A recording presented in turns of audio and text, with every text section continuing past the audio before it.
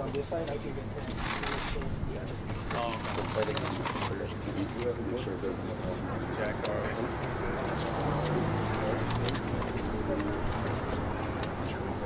Yeah, when we start.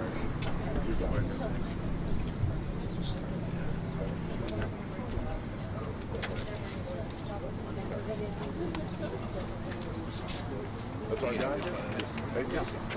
Yeah, he's here. Guys, y'all ready? Oh, please. Let me grab everybody. We're going to get up. You ready? Are you ready, Jolene? I think so. How are we on time? Is it It's right? 10 straight up right now. Okay. You're good. Okay. Send me the name of your One more time. Yeah, that's right.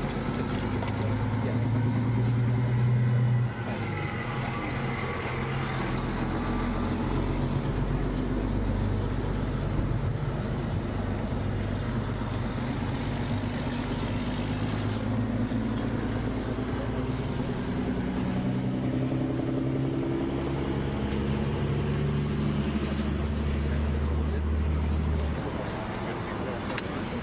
Here we go. That was good.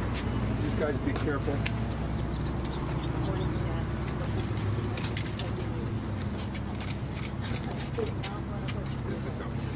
Okay. All right. Are we doing on time? We're ready when you are. Ready? Okay. Okay. Waiting for my client, folks.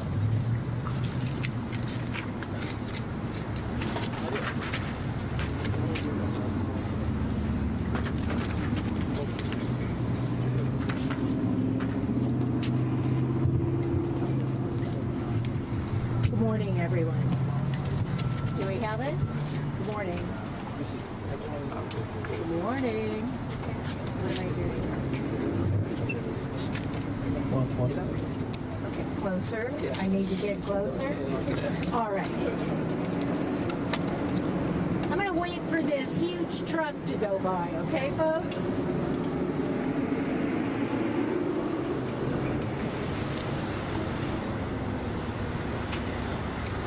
All right.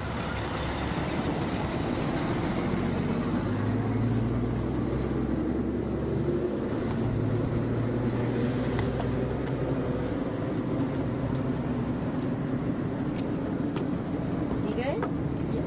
All right. Okay. Deuce and Shaq would far rather be on a basketball court than in a court of law. Yet they have had the courage to expose what happened to them in order to seek justice. When locker room behavior goes too far, beyond towel snapping, goes much beyond that, it's more than mere hazing. It's battery and it's sexual assault. When the behavior continues month after month, even after reports, it cannot be considered a right of initiation. Instead, it's crossed the line to harassment and to abuse. And when coaches and universities do not take adequate action to either prevent it from happening or to stop it from happening, they fail their student athletes. And they're complicit at that point in the abuse. And this is the behavior that brought us here today, that caused the filing of this lawsuit, that caused the firing of a coach, and that shut down a formerly really successful Division I basketball program. Deuce and Shaq are brave young men. It takes a lot of courage to be here. And they seek to right the wrong. And they speak out not only for their own benefit, not only to secure their own justice, but to help put an end to this kind of behavior in collegiate athletics. My name is Jolene Youngers. I represent William Benjamin, his son, William Benjamin Jr., known as Duke. And I am here with two other attorneys who are working with me on the case, Will Marsaw, Ramesh Shemaya, and they represent Shaq O'Daniel. What you're going to do now is hear from a number of different people. And we're going to start out with a woman named Bobby Green, who's offered to say a few words this morning. Ms. Green, would you come up, please? Oh, she's behind me. How convenient. Thank you, Jolene. Good morning, everybody. My name is Bobby Green, and I am the president of the Doñana County NAACP. I'm a longtime faculty member here at NMSU and have been affiliated with this school for all of my life because I'm a native of Las Cruces. And we know that Las Cruces is a college town. We know that NMSU has been a part of our history from as long as I can remember. And so I think it is important not only for NMSU, for our students, faculty, staff, and all of the administrators, but it's also important for the city of Las Cruces that we stand and support our students. We cannot condone violence. There have been a number of incidents at this university which have tainted our reputation, and that pains me because, as I said before, I'm a native of Las Cruces. So what happens at this university is very important to me. I think we must support our students, but at the same time, we cannot condone violence, and I think we can do both at the same time. Our students, especially our student athletes, have a great burden. They represent the school. They're in their chosen sport. They're also in the classroom.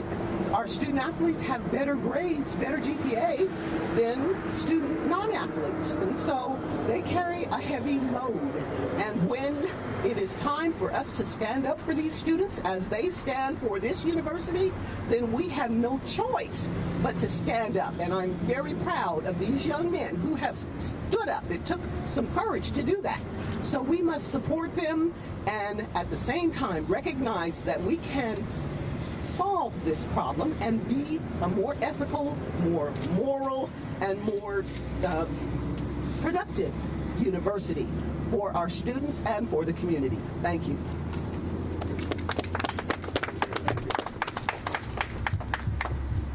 And now we're going to hear from William Benjamin. Good morning. How's everybody? Very unfortunate we got to meet at these circumstances. Hold the mic up. Hold the mic up. Okay. Please bear with me on this.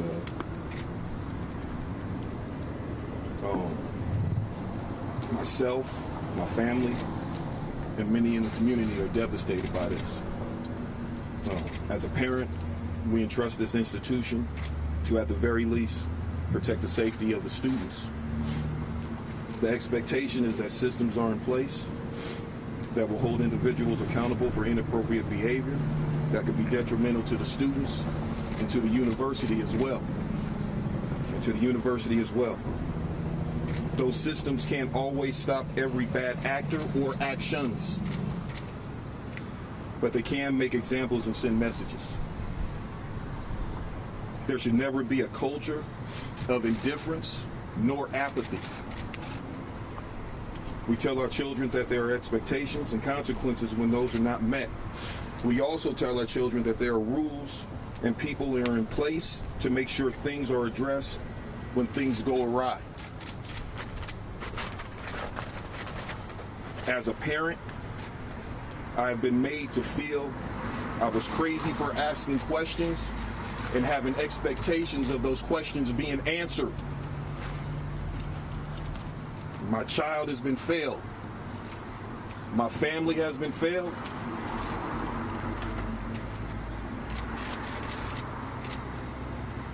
And as a father, I feel like I failed my son for putting him in this situation.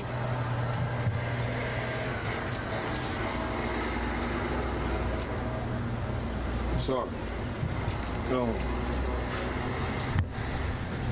As a former player at New Mexico State University, no behavior like this was ever present, nor would it have been tolerated at all. At all.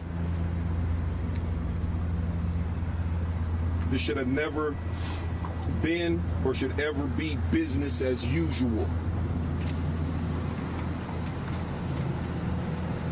As a high school coach here in Las Cruces, New Mexico for the past 14 years, I would have never tolerated this or similar behavior at all. I don't understand, man. I don't understand. My players at the high school level know that all eyes are on them. And they know that they have a responsibility to uphold themselves to the higher standard here in the city of Las Cruces because of that. Not only are they a reflection of the school, they're a reflection of our community, and they're a reflection of their parents.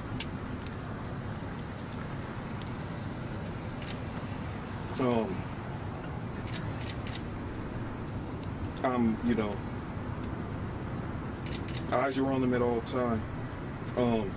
It is beyond my comprehension that this type of behavior not only existed, but was allowed and persisted with cover. I just want to thank you guys for coming out here. I see so many familiar faces, some that I remember from my youth, and some that thank God I can still see in my old age. I really appreciate your support for this. No one has a crystal ball, and no one bats 1,000. But we still hold people accountable for their actions and what it is that they do and they do not do. We still hold people accountable for their actions, for what they do and do not do.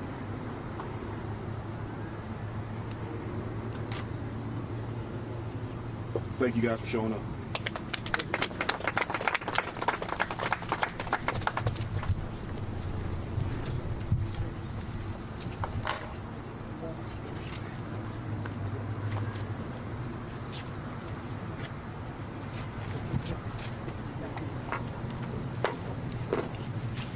I'm a little nervous, but I don't really do speeches like this. I don't be doing speeches like this, but Can't hear you. Speak up a little bit. Okay. You're good.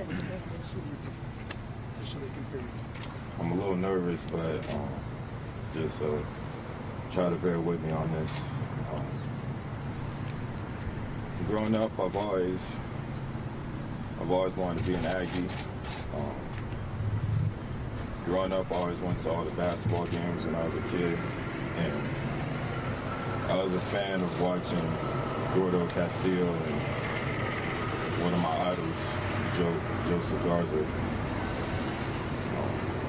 I worked very hard to get to this point, and my family made a lot of sacrifices to get me here, and I can't thank them enough, especially my pops. I was able to take advantage of the opportunities I got, especially the opportunity Coach Hire gave me. And I had success doing that. My dream turned into a nightmare real quick, and I never expected this to happen my freshman year. Now, because of the situation, I got to go a different route, and I got to start all over again. I got to start over my dream of becoming a Division I player, and because of that, I haven't been able to move on from this. But I want to be able to move on from this and go to a school that will just let me play basketball and let me be the person that I am. My life hasn't been easy ever since those events happened. first it hurts, then it changes you.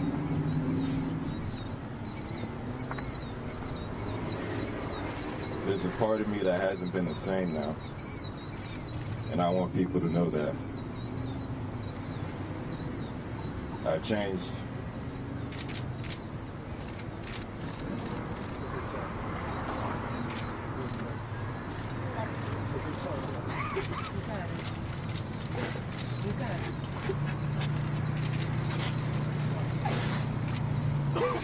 Slow down. Slow down. Slow down. Slow down. Slow down. Slow down. Come on. Finish it up. Finish it up. Finish it up. I'm good. Finish it up. Being able to go through this pain isn't easy, as you can see. But all you can do is weather the storm. All you can do is weather the storm and stay positive throughout this whole process.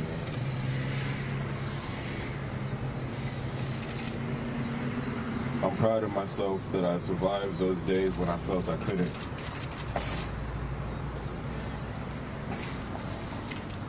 Pain makes you stronger, and I'm still fixing myself every day, regardless if the plan changes. I stay loyal to my purpose, and my purpose is to play out Division I school and to represent my city and the state of New Mexico. Thank you.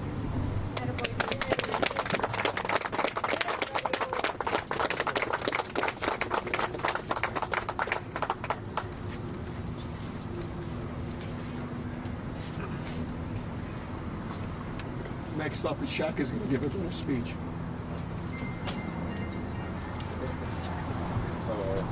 I just ask you guys to bear with me with this being the first time, I've done this. Can't hear you. Speak up. I just wanted to ask you guys to bear with me. This is the first time. I just wanted you guys to bear with me. This is the first time I've, ever done something like this. And, I was going to have a statement prepared, but I feel like it would be better if I just spoke from the heart and really let you guys understand what really happened. And it's, I'm going to keep it brief and short. But there are still some things that I just don't feel like talking about. Being a freshman, me and Deuce, our concerns shouldn't be our safety. Coming into our freshman years, our concerns.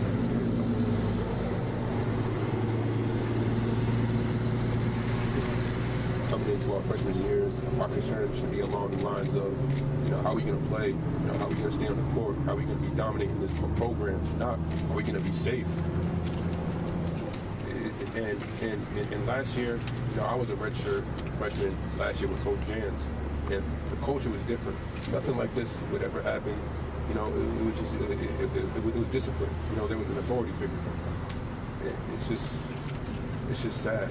It's just sad to see. Like, never in a million years did I ever think that something like this was going to happen. And, I'm Muslim. I was born and raised in a very strong Islamic household. And, being Muslim, you kind of approach situations and look at situations differently. So when this was going on, I didn't want to come out because, I was scared that if I did come out, I was going to tarnish and mess up those people, the people involved with the lawsuit. I was going to mess up their careers. But, it just got to a point where I just couldn't bear anymore. And it's just sad that my college experience had to go like this. And I really feel bad for Deuce because this is his hometown. He was born and raised here. That's not something you expect. His dad is an Aggie legend, and then he comes over here and he has to deal with just nonsense. It's just a lot of things. And I hope that me and Deuce will have the strength to move past this and become dominant and whether in the next path we choose. But it's just that's all I want to say. Thank you.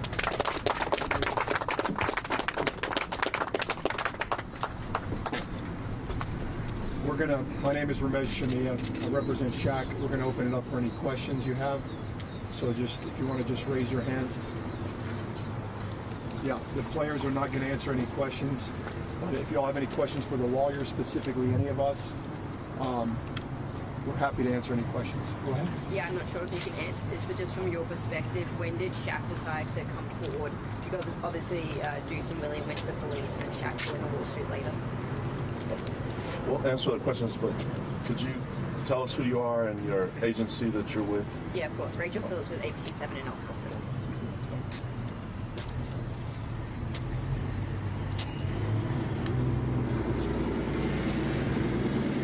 All right, Rachel, based on the understanding that I have, after Deuce came forward, let's let that go by and I'll start it.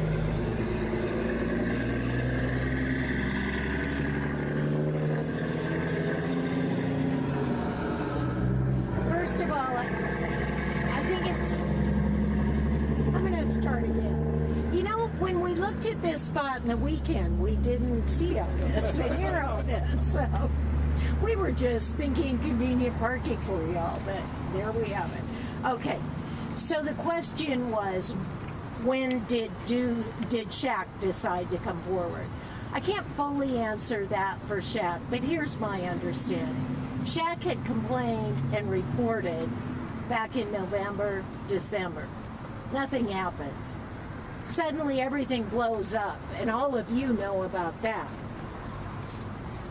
Deuce and his father William go down to the New Mexico State University Police Department, make a report. Suddenly there's a press conference. The program is shut down. Now Shaq is saying, will I stand with it? So that's my understanding.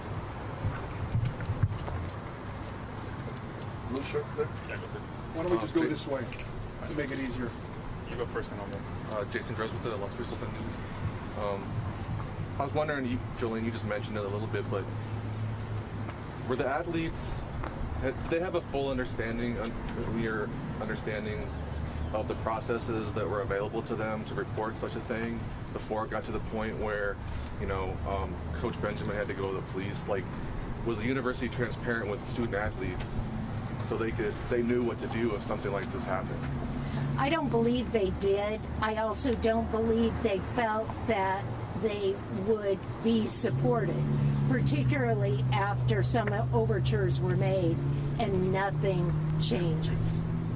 So I don't believe they did. You know, what we see, Jason, all too often these days are businesses and governmental entities and schools who have great policies, perhaps, or procedures, and they're window dressing or their lip service.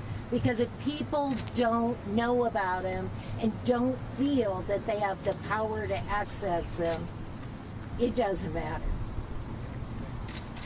Yeah, so Will and I held, just to further, this will help you, to give you a better idea of how the school was operated. We held a Zoom call with the general counsel of the university in February, and we were shocked. He had no clue in February what this was about. And it was almost to a point where we thought he was messing with us. Like, we thought he knew, but he was just trying to see what we knew. He had no clue. And so I think that gives you a good idea of how the school is operating. Do you know the name of the general counsel? Ron and Roy Collins. Roy Collins. The third. You're putting me on the spot. Sorry. You're good. You're good. Anybody else? Yeah. Go Colin ahead. Deaver with KTSM in El Paso. Obviously, it's a civil case right now. Criminal charges are being looked at by the Attorney General. Do you have a sense of where that's at right now and when, if charges could be brought? It's hard to say. They're kind of doing their own investigation and they make their own decisions. On any case that involves a criminal matter, they tend to just kind of go about their way, and we're there to support them with any evidence we find. But they have their own quarterback and coach, and they're doing it their way. I think that's the best way to say it.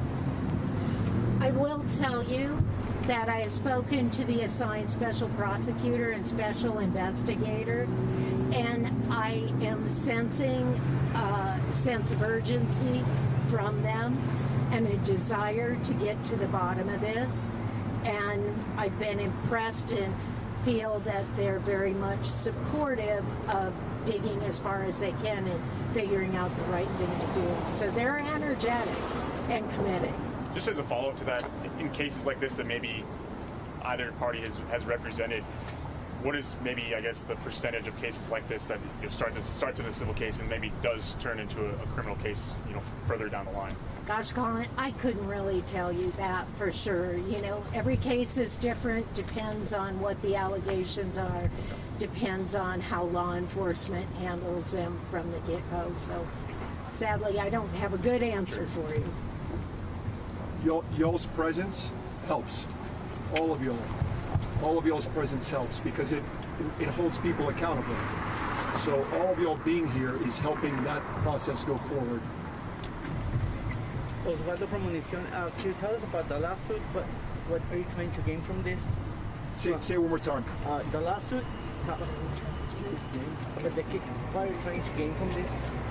Okay, well, we're first of all trying to get some justice for Deuce, William, and Shaq. Their lives have been turned upside down, and in a very public way. So what we're trying to do is get them, New Mexico State's been talking about its fresh start. Well, this isn't going away. It's not erased. These gentlemen deserve fair compensation to get a fresh start, and they hope to change things along the way and to make them better. So that's our goal. That's our goal, to help them out. And in doing that, some of you have called for interviews, and we've been pretty protective. And I'll tell you why. And it's because lawsuits over matters such as these can have a way of victimizing the victim yet again. And so we're cautious to treat them with the honor and dignity that they deserve and that they showed in standing up here today. And then I'll just add one thing. The only way the only way change goes about typically is through a lawsuit. And so by putting pressure on the university to make changes, to hold people accountable, there's going to be change. And so that's what we're trying to gain out of this. And then from a human standpoint, we want these kids to move on. So we're lawyers in a courtroom, but we're counselors outside of the courtroom. And that's fundamentally what we're going to do. We're going to counsel these kids, and they're kids. And we want them to move on with their lives, and we're going to try to help them do that. So that's my ultimate intention in this. James King, KFOX 14 CBS for Local in El Paso. Obviously, press conference today. What is next for you all? What does that timeline look like in the next days, weeks? What can we expect? Yeah, so from the litigation standpoint, the next step is we're waiting on the defendants to get served, and then they're going to file an answer. It'll most likely just be a general denial without getting too much specifics. They'll just deny all the allegations like they always do. And then from there, we'll see, we'll have communications with our counsel, and we'll see how the case will progress. We'll get a trial date set, and then we'll move forward with the case. And quick follow-up on that, have you all been paying attention to the letters that have been sent back and forth within NMSU, and did you have any sort of comment on You're talking about from the Senate? Yes. Yeah. Yeah, go ahead. Thank you for that question. Yes, I read the letter with great interest last night. I've been reading the letters from our cabinet secretary. I've been paying attention to what our governor's been doing. And I'd like to say to Deuce, William, and Shaq, they've already made a difference. But the letter in particular from the faculty senate tells me that this school's faculty is very concerned about what's going on. And it's concerned because there are a lot of hardworking people here trying to give students in New Mexico who have some great opportunities through the Opportunity Scholarship, other things, many of whom are first-generation college students. They take a lot of pride, and they are feeling bruised and battered by everything that has happened, and frankly, undervalued. And I appreciate and consider their letter to be support, to be caring about what happens in this community and at this university. So I appreciate that. let me just add one thing. When I read the letter, it just told me people care. Yes. And fundamentally, that's what you want in a community. You want people to care when people are wrong. And so when I read it, it just made me feel really good to know that there's a support system here for these kids. Go ahead. I was actually going to ask about the letter, so I'm glad someone already did. But I think one of the major things, by the way, I'm yeah, please. KOAT, Stephanie Louise, up in Albuquerque. Nice. Since you guys have been working closely with the family and reading all this, there's been all these letters of support. What else needs to be done aside from these letters? And are you guys concerned with the renewal of the contract of the current athletic director? I was shocked to find out he was given that extension. Shocked. And then came the support from you guys. And so, again, thank you for that. I was shocked. As far as the letter, keep going. Yeah, can you hear me? Yeah, that's yeah. Keep to the faculty. If you support these kids, keep going. Keep making statements. Keep being brave. That's what they can do. What more can be done? From who? From the university. Well, we're not entirely sure what has been done. We do know the university's under an obligation to do a Title IX investigation. We've been told through the media that there are multiple investigations that have gone on. We had the Cabinet Secretary of Higher Ed say, you need to start investigating. And guess what? For the first time, someone reached out to Shaq. Yesterday, May 2nd. And nobody's reached out to Deuce yet. From the school? Right. In terms of, as soon as I notified the school of my involvement, I said, I imagine you need to speak with them. Let us know. And he has not been questioned yet. So what I think hasn't happened yet is the school has failed to meet its obligations under Title IX unless there's a whole lot going on that I don't know about. Personally, sorry, one more. From obviously attorney's point of view and representing the families involved in this, what would you guys like to see happen to Mario Mocha right now and in his current position that he's in? Should he be able to continue to be in that position after all of what we've heard today?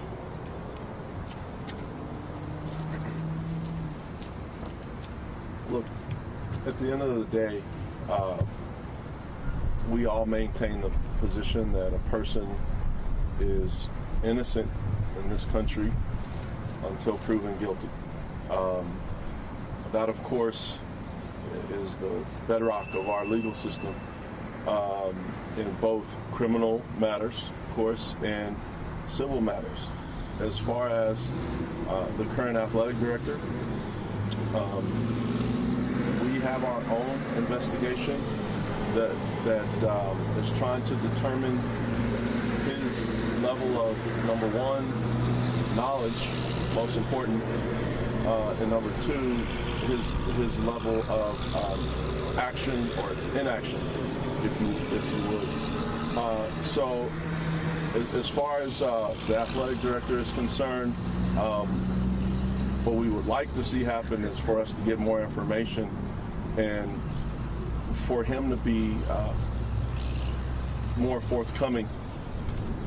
And at the end of the day, he represents this community, this school, and certainly this athletic department. And just as a matter of good conscience, I don't speak for him, obviously, but it may have been a good idea to tell his then boss, hey, let's get through this first. There's plenty of time for me to extend this contract. I've got a year left on my current deal, and we can talk about that once we've gotten through the shooting because as I understand, that's still not resolved. And then certainly what's going on with the two gentlemen that you see behind you. Sir? Yeah, so I'm Johnny Coker with KRWG Public Media, and sort of staying on that topic about Mario Rocha, at a press conference after the shooting in Albuquerque, the incident with Mike Peake and the UNM students, he told us, us at a press conference, that he upped the level of oversight of the basketball program after that. And it seems like, just based on everything that's happened, that he failed in that. Well, I think there's some information, if I'm correct, one of the first allegations that we've made actually happened before the shooting. They were very close in time. So now what I don't know, as he spoke to you, I live in Texas, I live in Dallas. As he spoke to you about the shooting, I don't know if he was informed of the allegations that our student athletes have made and are making, but I do know Coach Heyer knew at the time. So I would imagine they would have worked together if there was new information that Coach Heyer had, but I don't know the answer to that. Are these athletes looking for colleges to continue playing basketball? Can you tell us a little bit about this? Absolutely. Neither of these young men are 20. And I have stopped myself from referring to them as kids, but that's kind of how we see them. Deuce hasn't really in real time completed his first year as a freshman, and Shaq's experience was a little bit different as he redshirted last year, so he was here, but he didn't have full participation with the team as if you're actively playing. And they're pretty good, or they wouldn't have been recruited here in the first place. And all of you who are local, you know Deuce is really good. And so they haven't intimated to us that they want to discontinue.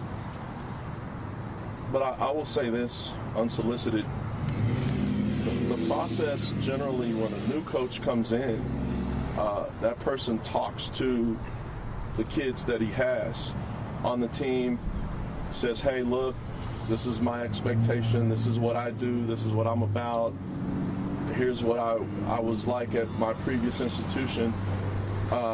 This coach, I know he hasn't spoken to Shaq once. Shaq wasn't invited to any workouts. He was ostracized. And the current coach, God bless him, but generally the coaches will come in, they'll talk to all of the current young men on their team, or young women, depending on the sport.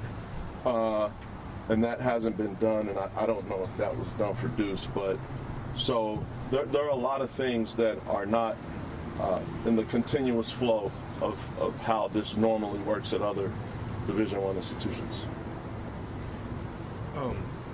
You guys have spoken about accountability, and I think you mentioned a jury trial. Like, are you aiming for a jury trial, or is a settlement something that's more realistic?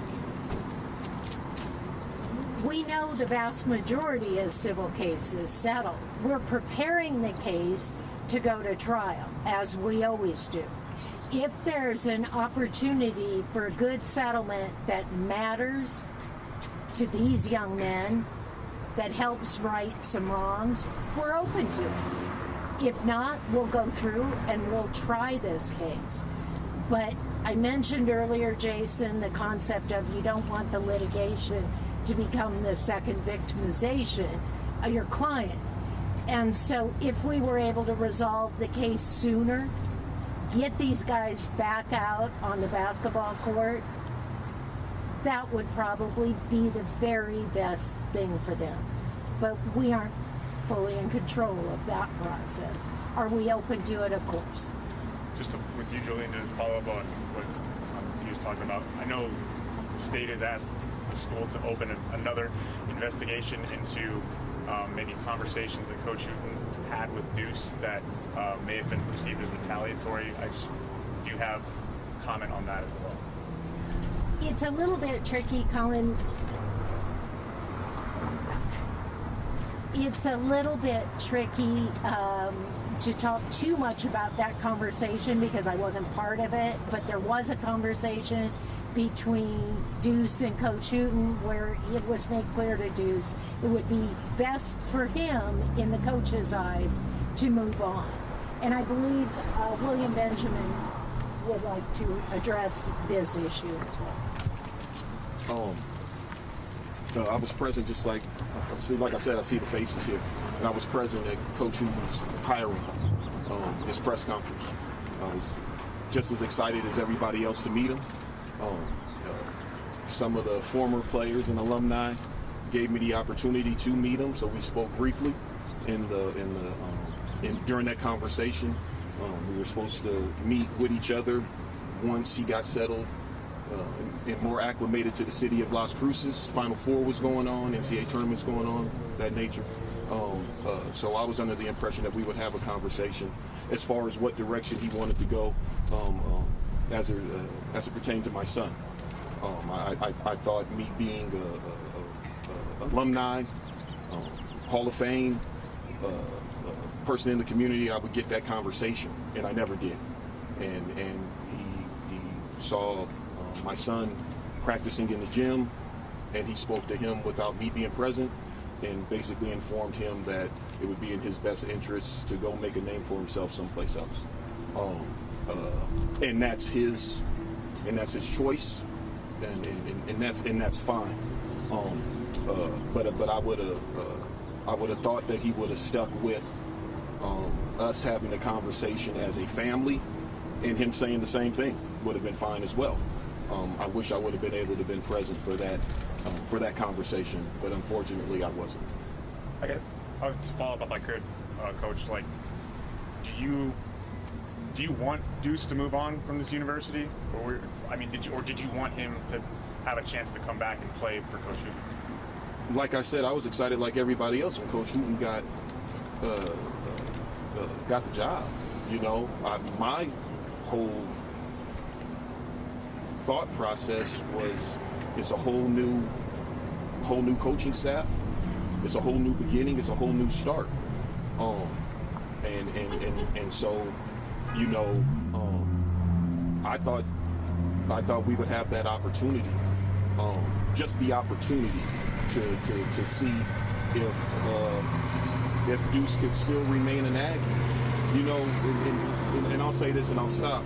You know, I had the privilege of meeting Coach Lou Henson. He spoke at my banquet 2013 for when we won our first state championship in over 30-something years in the city. We've been through 5 different coaches, you know, from Reggie Theus to Coach Weir to Marvin Menzie to Coach Jans and now Coach Hyatt. Deuce has been involved with this program and with his whole life. He's an Aggie. He's an Aggie. So this notion of Deuce going someplace else is, I don't know where that comes from. Deuce was always going to be an Aggie. I played at New Mexico State. I'm in the Hall of Fame. I graduated from New Mexico State. I have my master's from New Mexico State. You see where I'm going with this? You see where I'm going with it? Deuce was going to be an Aggie if he was good enough. If he was good enough, right? We're not talking about a kid who made all district his senior year and whose dad is a coach who played for an Aggie. We're talking about a kid who has some accolades. The best player in the state of New Mexico for 2 years in a row. Gatorade Player of the Year. Only lost 3 games in 4 years. Played in a state championship 3 out of 4 years and won a state championship. We're not talking about no chopped liver, man. He's done everything he's supposed to do as far as committing himself and dedicating himself to be an Aggie or to play Division I basketball. We're talking about New Mexico State here. We're not talking about North Carolina and Duke. We're talking about a mid-major school. And we're talking about a young man who's done nothing but dedicated himself and committed himself to play for New Mexico State University. Some of it is because of his daddy. But I've had nothing but positive experience at that school, and I'm not talking basketball. I've met good faculty, I've met good professors. New Mexico State has changed my life. That's why I'm still here. It's allowed me to be able to have a job and be able to raise a family in Las Cruces, New Mexico. You know, so that, you know, and now we have a new coach and you're going to say he's not good enough to play up there? I don't believe that. I don't believe that. So when given the opportunity, he did what he was supposed to do. That's all we ask for is an opportunity. Ain't nothing given to nobody in this world.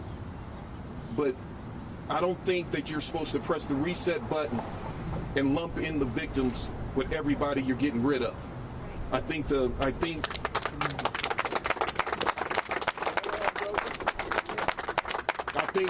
the victims deserve a little bit more sympathy and empathy for the situation that they've been through and for everything they had to endure over the 3 months. We're not talking about a one-time occurrence and then somebody told the coach.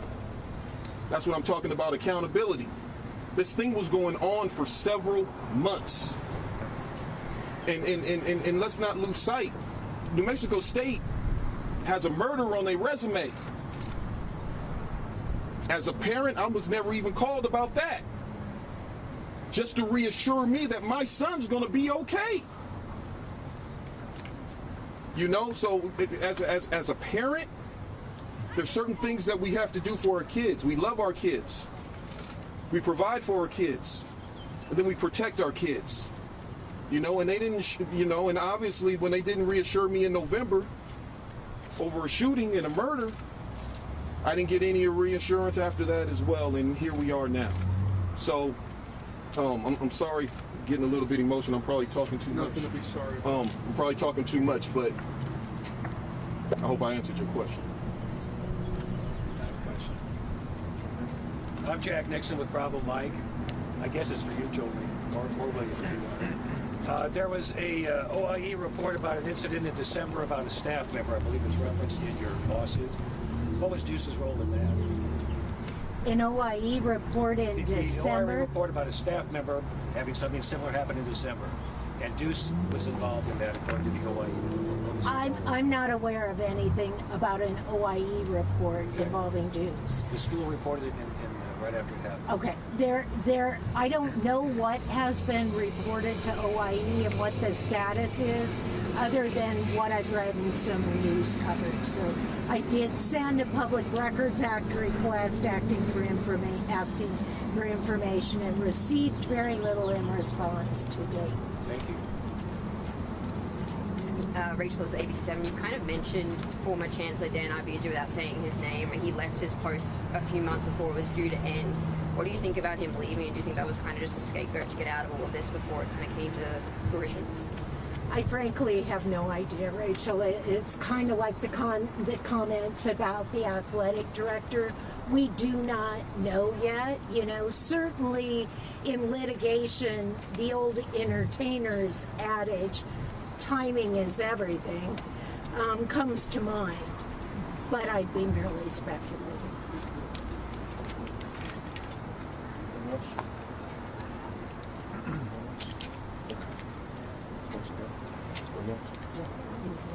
Oh, guys, thank you again.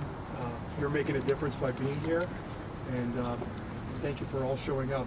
All the people that have nothing to do with the news in the back, thank you guys. Thank you all. Can we just get the attorneys to say and spell their full name for us? Yeah. Thank you. So my first name is Ramez, R-A-M-E-Z. Last name is Shamieh, S-H-A-M-I-E-H. If you have any issues, just go to the petition. It's on the petition. Oh, sounds good. Thank you. Sorry. Will Marsaw, W-I-L-L. M-A-R-S-A-W. Jolene Youngers. That's J-O-L-E-E-N. Last name, just like it sounds, with an E-R-S on it. Youngers. Thank you. And I'd like to echo, thank you for following this story. To all the media, for all the people in the community and from the school, thank you for caring. It matters. Thank you, guys. Thanks again, and obviously this will be ongoing. someone asked a question about settling, and just Jolene is our point here. Just submit questions to her office, and again, Ramez and I, information are on the complaint as well. But I wanted to thank you all for your time and your questions.